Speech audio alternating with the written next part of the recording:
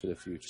Separate from the issue of the narratives both campaigns are trying to build, though, there is this issue again and again of trustworthiness, wherever it comes from, fair or unfair. But I'd like to ask you a question, Rich, if you don't mind. I want to ask you a question, can I?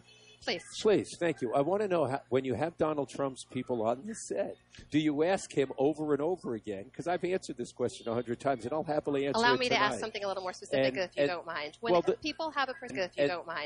people have a perception that there's something hidden in some way, I'm not saying it's fair or unfair. I don't I'm saying think there that's is a true. perception. Here's what I think. Here is a fact, though.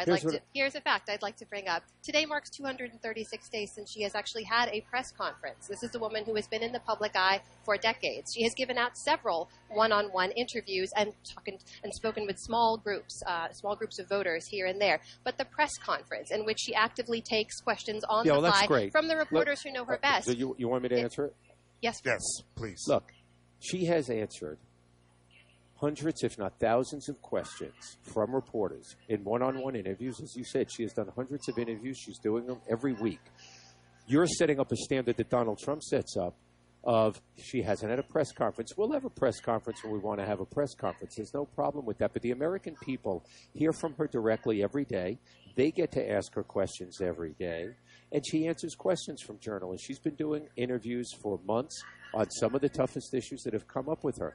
You want to talk about trust? Let's talk about trust. The American people want to know which one of these people can they trust to give their kids the education they deserve.